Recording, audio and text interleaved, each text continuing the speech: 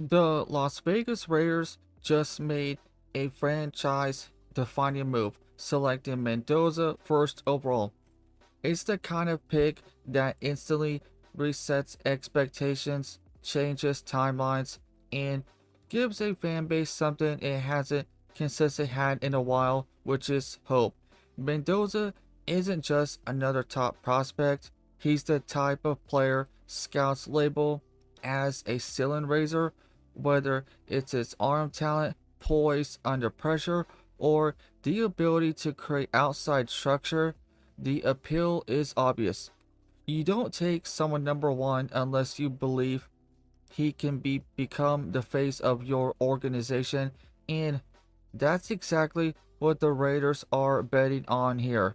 There's a real certain electricity that comes with a pick like this. The idea that finally everything could click, that the revolving door at key positions, especially quarterback, might stop spinning. Mendoza represents upside, but more importantly, he represents direction. For a franchise that has often felt stuck between rebuilding and contending, clarity alone is valuable. If he hits, he doesn't just improve the team, he changes its identity. But here's the reality Raiders fans know all too well.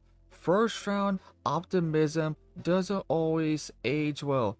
To understand the weight of this pick, you have to look back at the Raiders' draft history this century, and it's been frankly brutal.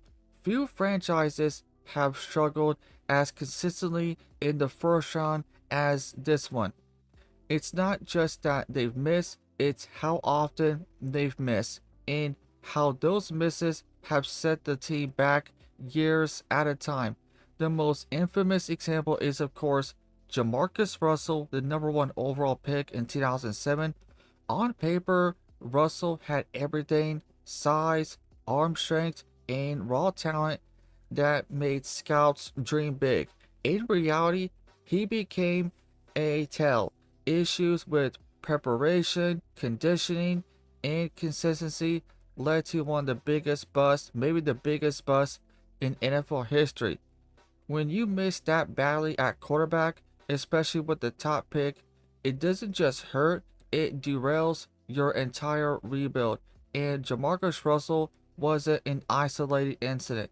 Take Darren McFadden, for example, drafted 4th overall in 2008. Darren McFadden wasn't a total failure. He had flashes of brilliance, but injuries and inconsistency kept him from ever becoming the elite back many expected. A top 5 pick is supposed to deliver sustained impact, not just glimpses. Then there's Darius Hayward Bay, selected 7th overall in 2009. This was a classic Raiders pick at the time, polarizing, raw speed over polish. Hayward Bay had elite athleticism, but never developed into a true number one or top wide receiver, passing on more complete prospects for a traits based gamble became a recurring theme and hardly paid off. The 2010s didn't offer much relief either. Rolando McClain 2010 had talent but struggled with off-field issues and never reached his potential in Oakland.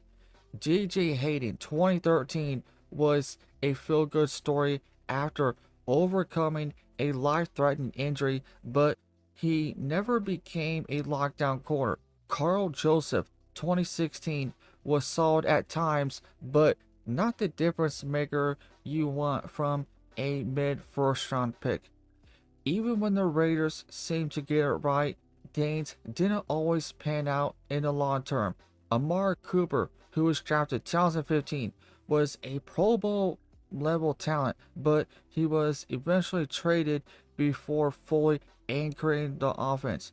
Kelly Mack, drafted 2014, was a superstar, arguably one of the best defensive players in football, but he too was drafted during his prime, hitting on elite talent only to move on from its undercuts the whole point of drafting well in the first place.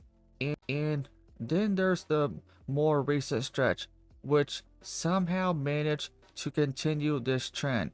The 2019 draft was supposed to be a turning point with multiple first round picks. Instead, it became another example of what goes wrong.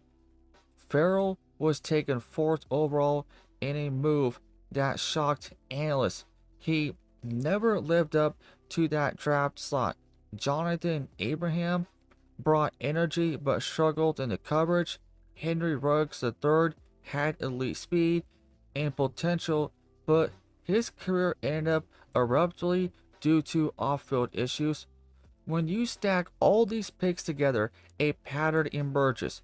Poor elevation, questionable preparation, and a lack of long term development. It's not just bad luck, it's systematic.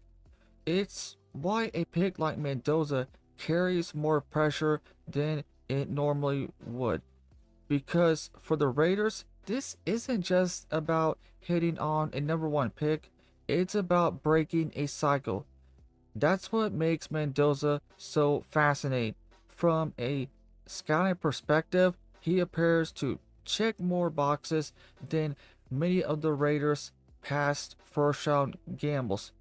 He's not just a traits based projection, he's shown production, leadership, and adaptability. The modern NFL, especially in a quarterback driven league, demands players who can process quickly, handle complex defenses, and elevate teammates. If Mendoza truly has those qualities, he's already a different kind of bet than some of the franchise's previous swings. There's also the organizational context to consider. Drafting well isn't just about the player, it's about the infrastructure around him. Coaching stability, offensive scheme, roster support, all of it matters. Even a talented quarterback can struggle if he's dropped into chaos. For Mendoza to succeed, the Raiders have to do something they haven't consistently done this century: build correctly around their top pick. That means investing in the offensive line.